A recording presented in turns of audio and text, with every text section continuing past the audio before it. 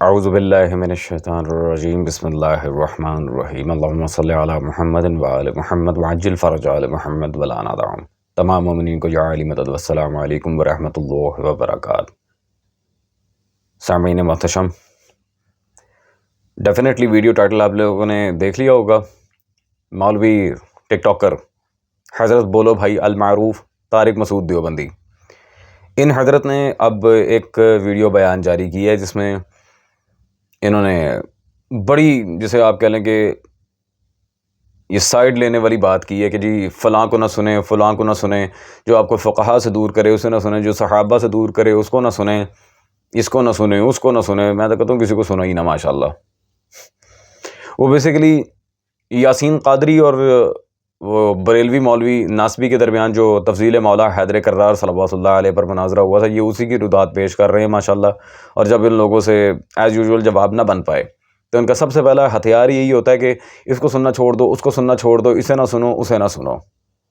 خیر، تو سامعین گرامی قدر، اب وقت ضائع کیے بغیر ہم چلتے ہیں مولوی طارق مسعود کی ویڈیو کی طرف، اور اس کے بعد انشاءاللہ تبارک و تعالی ہم انہی کے اکابرین کی، آج زیادہ تر اکابرین کے ہی دلائل ہوں گے جو علماء دیوبند میں مانے جاتے ہیں۔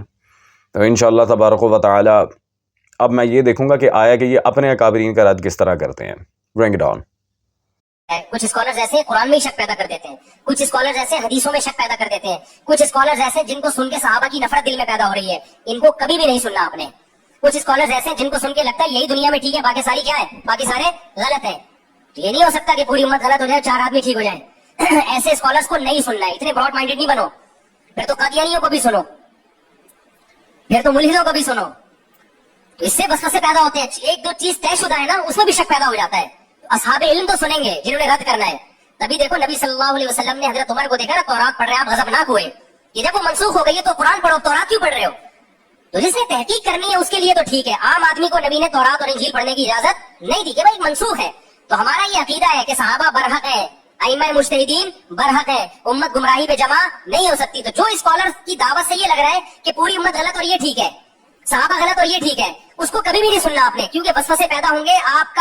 آپ اس کی بات پہ یقین کرو نہ کرو، لیکن آپ کے اطمینان اور جو عبادت ہو رہی ہے نا اطمینان سے، اس میں خلل پیدا ہونا شروع ہو جائے گا۔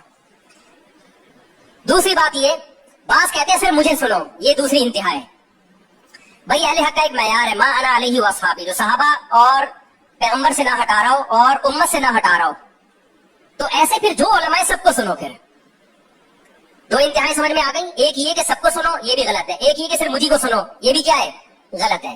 تو جو بھی اہل حق ہے، اور اہل حق کا معیار حدیث سے کے مطابق کیا ہے، ما انا علیہ و اصحابی، جو صحابہ کو فالو کرتا ہوں۔ تو جو اس معیار پہ پورا اترتے ہیں نا اسکالرز، ان میں سے سب کو سنو آپ۔ جی سامعین محتشم، ڈیفینیٹلی آپ نے مولوی طارق صاحب کی ویڈیو دیکھ لی ہوگی۔ اب ایک بچکانہ ضد پہ اڑ جانا کہ جی اس کو نہ سنو، اس کو نہ سنو، پھر جی اگر آپ نے سب کو سننا ہے تو مرزا غلام احمد قادیانی کو بھی سنو اور ملحدوں کو بھی سنو۔ الحمدللہ ہم نے سنا بھی ہے، ہم نے رد بھی کیا ہے۔ ضروری نہیں کہ جسے سنا جائے ہم اس کے منہج کو بھی فالو کر لیں، بعض اوقات سننا برائے تردید ہوتا ہے، جس طرح محدثین، مورخین اور آپ کے ائمہ تاریخ نے روایات نقل کر کے ان کی تردید کی ہے، اسی طرح بعض اوقات سننا صرف تردید کے معاملے میں ہوتا ہے، نہ کہ تائید کے معاملے میں۔ خیر سامعین گرامی قدر، ان بیچارے نام نہاد علماء کے پاس، ان علمی یتیمی میں شکار حضرات کے پاس صرف ایک ہی یہ یہاں پہ فارمولا ہوتا ہے، صرف ایک، کہ جب ان بیچاروں کے پاس دوسروں کے دلائل کے جواب نہ بن پائیں تو پھر انہیں سننا ہی چھوڑ دو۔ ہاں جی، اپنی بیٹنگ کر لو، اس کے بعد ماشاءاللہ دوسرے کی جب باری آئے تو پیچھے پہ جا کے ماشاءاللہ یا تو ٹرک کھڑا کر دو یا پھر پیچھے گیلی کر دو، چلو جی، تاکہ کھیلا ہی نہ جائے ماشاءاللہ۔ اچھا، اور یہ صحابہ سے دور کرتے ہیں، یہ فقہا سے دور کرتے ہیں، وہ آپ کے فقہا کی عبارات جب ہم دکھائیں گے تب آپ کو ایک ایک چیز باقاعدہ سمجھ آئے گی۔ مولوی صاحب ٹھنڈا کر کے کھائیں نا، تسلی نہ رہے ہیں، دوڑاں لائی جانتے ہوں بندے دا پوتر بن کے کرو۔ خیر، اب انہوں نے حق کا راستہ کیا بتایا، ما انا علیہ و اصحابی، جہاں پر میں اور میرے صحابہ ہوں۔ سبحان اللہ۔ آئیں جی اس حدیث کا ہم جائزہ لے لیتے ہیں۔ یہ میرے پاس کتاب موجود ہے، ملا علی قاری صاحب کی موضوعات الکبریٰ، الموضوعات الکبریٰ میں یہ آپ دیکھ سکتے ہیں صفحہ نمبر 96 پہ ملا علی قاری اس حدیث کو لے کے آئے ہیں، ما انا علیہ و اصحابی۔ چلو جی، الحمدللہ یہ جعلی حدیث ہے، موضوع، من گھڑت۔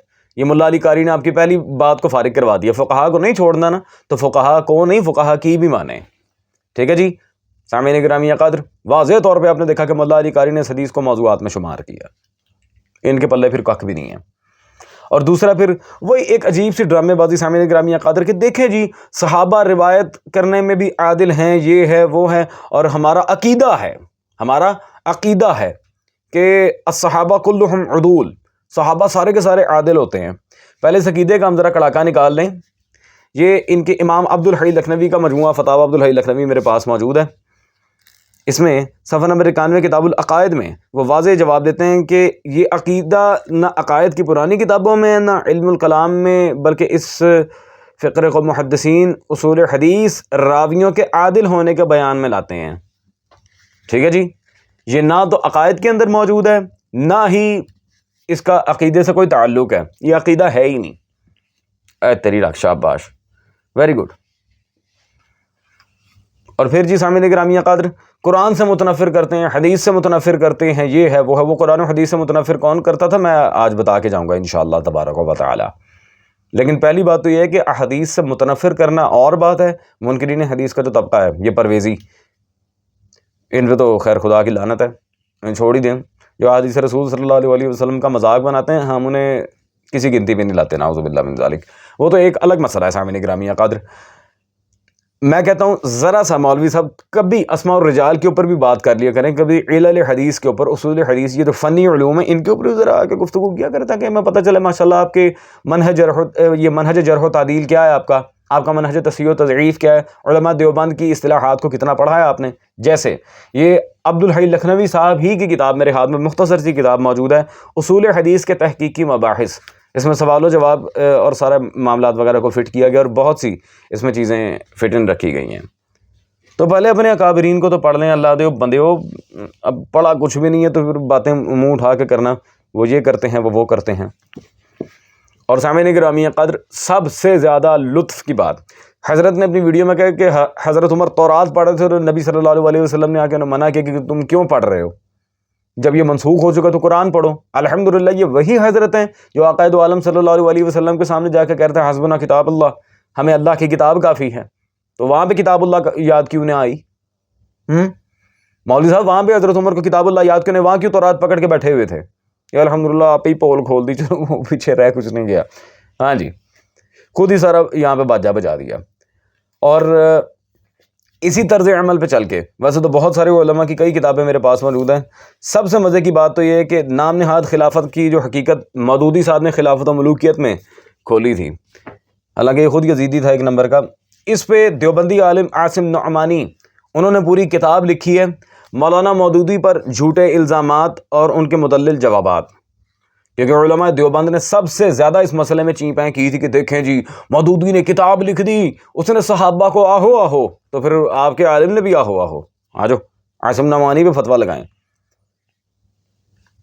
سامعین گرامی قدر اب انہوں نے سب سے زیادہ اس کتاب کے بارے میں پروپیگنڈا کیا تھا اور انہی کے گھر کے ایک محقق نے پوری کتاب لکھ دی اس کے جواب پہ۔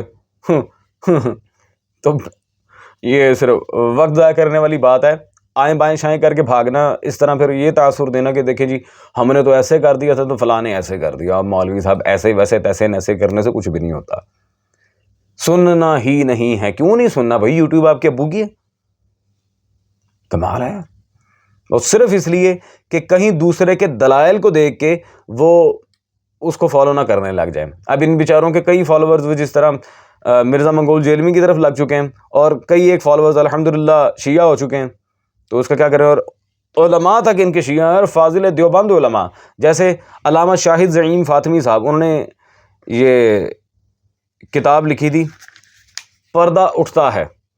اس کتاب کے اندر اگر آپ دیکھیں تو تحریر سابق اہل سنت علامہ شاہد زعیم فاطمی مرحوم فاضل دیوبند، الحمدللہ ٹائٹل کے اندر ہی ان کی یہ ساری بات انہوں نے کہ کہاں سے انہوں نے کسب فیض کیا اور کیا انہوں نے پڑھا، تو وہ بھی دیوبند مکتب کے یہ فارغ التحصیل تھے۔ پھر اسی طرح سامعین گرامی قدر یہ جو کتاب ہے تقویۃ الایمان، لا حول ولا قوۃ الا باللہ، اس میں تو میں کہتا ہوں گستاخیوں کی ساری حدیں اسماعیل دہلوی نے پار کی ہیں۔ یہ دیوبندیوں اور وہابیوں کے جو مشترکہ پیر ہے اسماعیل دہلوی صاحب، اس نے تو حد ہی کر دی ہے خدا کی قسم۔ جیسے صفحہ نمبر 30 پر اس نے عبارت لکھی ہے کہ پھر اللہ سے چھوٹا ہی سمجھے اور اس کا مخلوق اور اس کا بندہ سمجھے، اور اس بات میں اولیاء و انبیاء علیہ السلام میں اور جن و شیطان میں اور بھوت و پری میں کچھ فرق نہیں۔ استغفر اللہ ربی و اتوب الیہ۔ انبیاء، اولیاء، جن، شیاطین، ان میں کوئی فرق نہیں ہے۔ استغفر اللہ ربی و اتوب الیہ۔ یہ کون کہہ رہا ہے؟ اسماعیل دہلوی۔ سب برابر ہیں، نعوذ باللہ من ذالک ثم نعوذ باللہ ثم نعوذ باللہ۔ اور سامعین گرامی قدر تعویل کے پیش کر رہے ہیں مخلوق ہونے میں۔ اگر یہی بات ہے مخلوق ہونے میں، پھر میں کہوں مخلوق ہونے میں مولوی طارق مسعود کتا، بلی، سور برابر، وہ بھی مخلوق ہے نا۔ مخلوق ہونے میں آپ، کتے، بلی، سور برابر۔ اشرف المخلوقات کا کیا مفہوم رہ گیا پھر؟ لقد خلقنا الانسان فی احسن تقویم کی آیت کو کہاں لے کے جاؤ گے؟ نعوذ باللہ من ذالک۔ اگر اسی مسئلے پہ آپ نے بحث کرنی ہے تو یہ کیا بکواس ماری ہے۔ اور اسی طرح سامعین گرامی قدر اس کتاب میں بہت ساری ایسی گستاخیاں ہیں جو یہ کہہ رہے ہیں ہمارے فقہا کے خلاف نہ ہوں، اکابرین کے خلاف نہ۔ یہ آپ کے اکابرین نے تعلیم دی ہے؟ استغفر اللہ، استغفر اللہ ربی و اتوب الیہ۔ اور سامعین بڑے ہی لطف کی بات، یہ تھانوی صاحب کی کتاب ارواح ثلاثہ میرے پاس موجود ہے۔ آئیں جی اکابرین سے اب متنفر ہونا دکھاتے ہیں۔ پیج نمبر 67 پہ حکایت نمبر 59 میں واضح کہتے ہیں، میرا خیال ہے اگر آپ حضرات کی رائے اشاعت کی ہو تو اشاعت کی جائے، ورنہ اسے چاک کر دیا جائے۔ اللہ اکبر۔ اشرف علی تھانوی صاحب نے تقویۃ الایمان کے بارے میں دو ٹوک بات اپنی کتاب میں کہی ہے۔ وہ کہتے ہیں اگر آپ لوگ کہتے ہیں تو اسے پرنٹ کرواتے ہیں، ورنہ اسے پھاڑ دینا چاہیے۔ یہ اتنی گھٹیا کتاب ہے جس میں یہ مخلوق ہونے میں سب برابر ہیں۔ نعوذ باللہ من ذالک ثم نعوذ باللہ، استغفر اللہ۔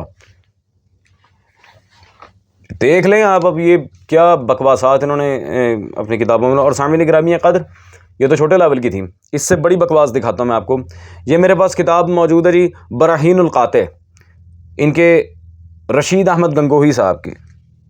براہین القاطع میں صفحہ نمبر 30 میں یہ کیا کہتے ہیں جی، سبب ہے ایک صالح فخر عالم صلی اللہ علیہ وسلم کی زیارت سے خواب میں مشرف ہوئے تو آپ کو اردو میں کلام کرتے دیکھ کر پوچھا کہ آپ صلی اللہ علیہ وسلم کے کلام کہاں سے آ گئی؟ آپ تو عربی ہیں۔ فرمایا کہ جب سے علماء مدرسہ دیوبند سے ہمارا معاملہ ہوا ہم کو یہ زبان آ گئی۔ استغفر اللہ ربی و اتوب الیہ۔ اللہ حول ولا قوت الا باللہ۔ توبہ استغفار۔ مجھے لٹرلی سمجھ نہیں آ رہی میں اس بکواس پہ ہنسوں، غصہ کروں، روؤں، کیا کروں۔ علماء دیوبند نے نبی صلی اللہ علیہ وسلم کو اردو سکھائی تھی۔ استغفر اللہ ربی و اتوب الیہ۔ جب سے علماء دیوبند کے ساتھ ہمارا معاملہ ہوا سانو اردو آ گئی۔ اور لا حول ولا قوت الا باللہ۔ میں کہتا ہوں جھوٹا تے گندا مذہب۔ توبہ استغفار، استغفر اللہ ربی و اتوب الیہ۔ سامعین گرامی قدر، اس لیے تو احمد رضا نے اور دیگر جو علماء ہیں انہوں سب نے یہ دیوبندی مکتب پہ کفر کے فتوے لگائے، گستاخی رسول صلی اللہ علیہ وسلم کے فتوے ان لوگوں پہ جھاڑے ہیں۔ سنے ہی نہ، فلاں کو نہ سنے، فلاں کو نہ سنے، اس کو نہ سنے، اس کو نہ سنے، کیونکہ تمہاری پول کھل جاتی ہے۔ اور یہ کیا بکواس ہے یار، دیوبندی مولویوں نے نبی صلی اللہ علیہ وسلم کو اردو سکھانی ہے۔ استغفر اللہ ربی و اتوب الیہ۔ جن بیچاروں کی اپنی اردو کا بیڑا غرق ہوا ہوا ہے وہ آقا دو عالم صلی اللہ علیہ وسلم کو اردو سکھائیں گے۔ وہ جس طرح وہ اللہ یاری صاحب تھے، وہ فرماتے ہیں کہ غضنفر تونسوی رحمہ اللہ تعالیٰ نے مجھے کہا تھا کہ جی پلیز آپ اپنے لیکچرز اردو میں شروع کریں۔ ہاں، جسے بولی نہیں آتی اسے اتنا بڑا ایک فصاحت اور بلاغت والا خطیب یہ کہے گا کہ پلیز اردو میں شروع کریں، یہ بالکل وہی والی مثال ہے۔ نعوذ باللہ من ذالک۔ خود کے علماء کو ابھی اردو بولنی نہیں آتی، آوے گا جاوے گا لگے رہتے ہیں۔ تو لا حول ولا قوت الا باللہ۔ شرم کرو بے شرمو، یہ کیا بکواس لکھی ہے، ڈوب کے مار جاؤ۔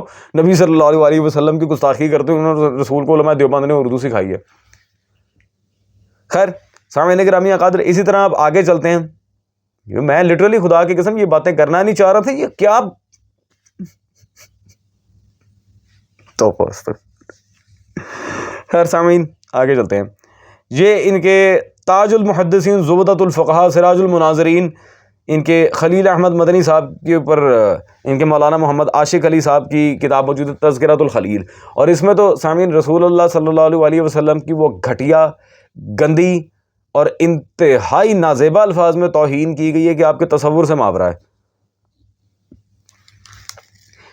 صفحہ نمبر ہے اس کا 86۔ کہتے ہیں غزوہ احد میں حضور صلی اللہ علیہ وسلم نے عبداللہ بن جبیر کو 50 پیدل حضرات پر حاکم بنا کر ایک گھاٹی پر مقرر فرمایا اور فرما دیا تھا اگر تم بھی دیکھ لو کہ ہماری لاشوں کو پرندے نوچ رہے ہیں تو بھی اپنی جگہ سے نہ ہٹنا۔ استغفر اللہ ربی وتوب الیہ، استغفر اللہ، لا حول ولا قوت الا باللہ۔ یہ ہیں وہ فقہا، یہ ہیں ان کے علماء جن کے پیچھے لگنے کی یہ ہمیں ترغیب دے رہے ہیں، اور جی ان کو چھوڑنا نہیں ہے، صرف انہیں کو سنوتی ہوئے کیا سنیں؟ مفتی ٹک ٹاکر صاحب کیا سنیں آپ کے فقہا کو ہم؟ یہ تعلیم دے کے گئے آپ کے فقہا؟ نبی صلی اللہ علیہ وسلم معاذ اللہ فرما رہے ہیں کہ ہمارے وہ بدن کو آگے پرندے نوچیں گے۔ استغفر اللہ ربی وتوب الیہ۔ نبی صلی اللہ علیہ وسلم کا بدن آپ کے نزدیک اتنا گیا گزرا ہے نہ، میں کہتا ہوں سند تو دور کی بات ہے، حوالہ تک نہیں ہے اس بکواس کا اس کتاب میں۔ استغفر اللہ ربی وتوب الیہ۔ اور بھائی ان کے پیچھے لگا کے کیوں ہماری دنیا اور آخرت دونوں کا خسارہ کروا رہے ہو؟ کیوں بیڑا غرق کر رہے ہو؟ کیوں اسلام کا مذاق بنوا رہے ہو ان جیسے لانتیوں کے پیچھے لگوا کے؟ فقہا کو سنیں جی، فقہا کو نہ چھوڑ کے جائیں۔ استغفر اللہ۔ اچھا خیر سامعین گرامی قدر، اس طرح اگر میں دلائل دکھاتا گیا انہی دیوبندیوں کے، وہ تو ایک بہت طویل فہرست بن جائے گی، ایک بہت ہی لمبی فہرست بن جائے گی۔ ان لوگوں نے جو گھٹیا عبارات ان کی کتابوں میں ہیں وہ تو ایک طرف، اب یہ مولوی طارق دیوبندی صاحب کیا کہہ رہے ہیں جی؟ فقہا کو نہیں چھوڑنا، آپ نے اپنے فقہا کو پکڑ کے رکھیں۔ اچھا فقہا کو بھی پکڑ لیتے ہیں۔ دیوبندیوں کی عقیدے کی سب سے مستند کتاب خلیل احمد سہارنپوری صاحب کی المحند علی المفند، ٹھیک ہے جی، عقائد علماء اہل سنت دیوبند، اس میں صفحہ نمبر 23 پر صاحب المحند نے یہاں کیا لکھا جی؟ ہماری ساری جماعت بحمدللہ فروعات میں مقلد ہیں مقتدى خلق حضرت امام اعظم ابو حنیفہ نعمان بن ثابت کے، اور اصول و اعتقادیات میں پیرو ہیں ابو الحسن اشعری اور ابو منصور ماتوریدی کے۔ فروعات عبادات جو ہیں نماز روزہ حج زکوٰۃ وغیرہ وہ سارے ہم ابو حنیفہ سے لیتے ہیں، لیکن عقائد میں ہم پیرو ہیں ابو الحسن اشعری اور ابو منصور ماتوریدی کے۔ فروعات میں ہم حنفی ہیں، اعتقاد میں ہم یا اشعری ہیں یا پھر ماشاءاللہ سے ماتوریدی ہیں۔ سبحان اللہ، کیا بات ہے، واہ جی واہ۔ سامعین گرامی قدر، میں کہتا ہوں اگر یہی بات ہے تو پھر آپ نے فروعات ابو حنیفہ سے لیے ہیں، عقائد کیوں نہیں لیے؟ ابو حنیفہ کے عقائد میں ایسی کیا کھوٹ تھی جو آپ نے انہیں چھوڑ دیا؟ کیا ایسا معاملہ تھا؟ وہ انشاءاللہ تبارک و تعالی آگے آنے والی ویڈیوز میں ہم وضاحت کریں گے کہ کیا معاملہ تھا کہ ابو حنیفہ کے عقائد نہیں لیے گئے۔ جواب تو بنتا ہے اس مسئلے پہ، ابو حنیفہ کے عقائد میں ایسا کیا معاملہ تھا؟ یہ میرا چیلنج ہے، جتنے بھی بندے ہیں وہ المحند کی اس عبارت کا جواب لائیں مفتی طارق مسعود سے، جہاں تک فقیر کی آواز پہنچ رہی ہے۔ ابو حنیفہ کے عقیدے میں ایسی کیا کھوٹ تھی کہ آپ نے ابو حنیفہ سے عقائد نہیں لیے، صرف عبادات کے مسئلے میں ابو حنیفہ کے فتاویٰ پہ عمل کرتے رہے ہیں، عقیدے میں آ کے اشاعرہ اور ماتوریدیہ کے ماتحت ہو گئے؟ کیا بات تھی ابو حنیفہ کے عقیدے میں؟ الغرض سامعین گرامی قدر، اس بات کو ہم وائنڈ اپ کرتے ہیں یہاں پہ، کیونکہ اگر ایک ایک بات پہ میں یہاں پر تفصیل دیتا ہے وہ پھر پتہ نہیں کتنا وقت لگ جائے گا اور کتنے دلائل اس کے اندر نکل جائیں گے۔ حضرت عمر کے بارے میں مولوی صاحب نے کچھ کہا تھا کہ انہوں نے تورات پڑھی تو نبی صلی اللہ علیہ وسلم جلال میں آ گئے تھے، انہوں نے کہا تھا یہ کیا کر رہے ہو، تمہیں نہیں پتہ یہ منسوخ ہو چکی ہے۔ صحیح۔ اب حضرت عمر اور معاویہ ابن ابی سفیان کے بارے میں بھی ہم کچھ بتا دیں، لیکن صرف اکابر دیوبند کی عبارات سے۔ اشرف علی تھانوی صاحب کی کتاب یہ میرے ہاتھ میں موجود ہے اس وقت، خطبات حکیم الامت جلد نمبر 12۔ اس میں تھانوی صاحب نے صفحہ نمبر 414 پر واضح الفاظ میں یہاں پر کہا، جس وقت حضرت عمر پر اس کا انکشاف ہوتا تو ڈرتے اور حضرت حذیفہ سلام اللہ علیہ سے پوچھتے تھے کہ میرا نام تو حضور صلی اللہ علیہ وسلم منافقین میں نہیں لیا۔ وہ اطمینان دلاتے تو تسلی ہو جاتی، پھر کبھی خشیت کا غلبہ ہوتا تو پھر اسی طرح پوچھتے، پھر وہ اطمینان دلاتے تو تسلی ہو جاتی، غرض یہی لوٹ پوٹ رہتی، واہ واہ واہ سبحان اللہ۔ بار بار حضرت عمر جا کے پوچھ رہے تھے کہ نبی صلی اللہ علیہ وسلم نے منافقین میں میرا نام تو نہیں گنایا حذیفہ، میرا نام تو نہیں ہے، میرا نام تو نہیں. یہ کیوں سامعین گرامی قدر؟ حضرت عمر کو ایسا کیا خوف لاحق تھا کہ نبی صلی اللہ علیہ وسلم نے جن منافقین کا نام جناب حذیفہ کو بتایا تھا. یہ بار بار حضرت عمر یہ کیوں پوچھ رہے ہیں میں تو نہیں میں تو نہیں میں تو نہیں. اور بھائی ایک دفعہ جب کہہ دیا ہے کہ نہیں then no means no, تو بار بار جا کے کیوں پوچھ رہے ہیں کہ میں تو منافقوں میں. یہ اشرف علی تھانوی صاحب فرما رہے ہیں اپنے فقہا کو نہیں نہ چھوڑنا. تب پڑھو سو پھر لو سانبو پکڑو آؤ جی پکڑے نا.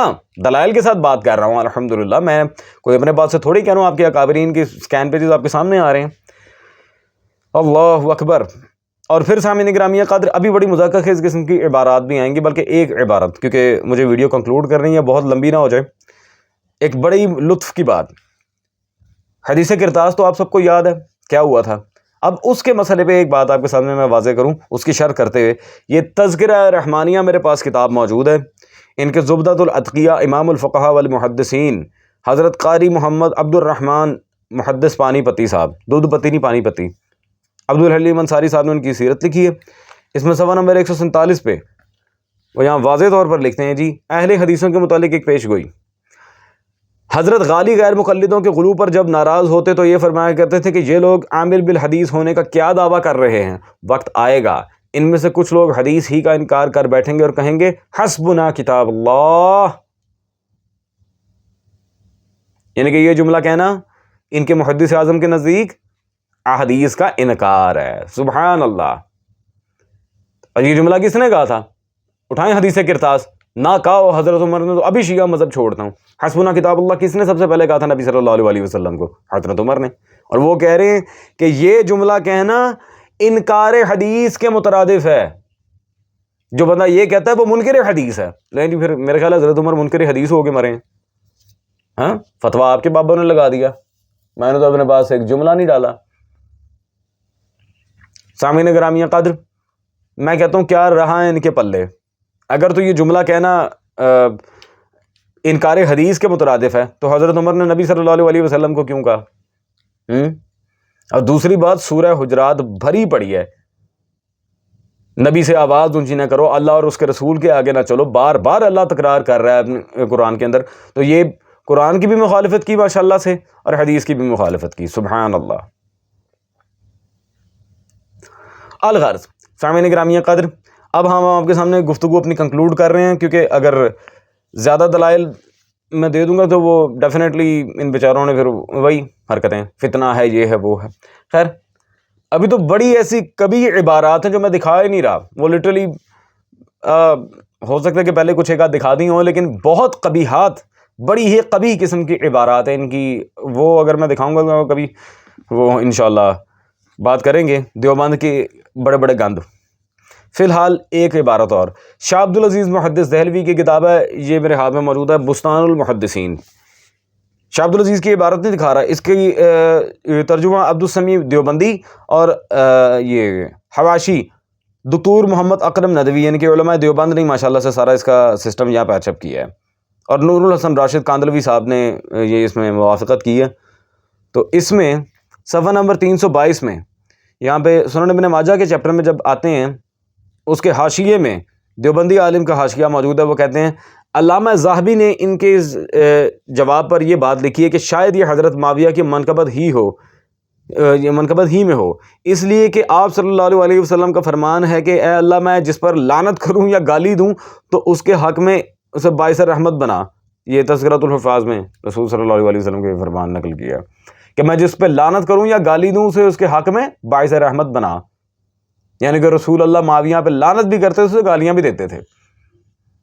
اور اگر ہم نبی صلی اللہ علیہ وسلم کی سنت پہ چل کے معاویہ کو گالیاں دیں اور اس پہ لعنت کریں تو وہ حضرت معاویہ پر رحمت بن کے پہنچے گی. سبحان اللہ. تو کڈن دے ہو نا سانو پھر.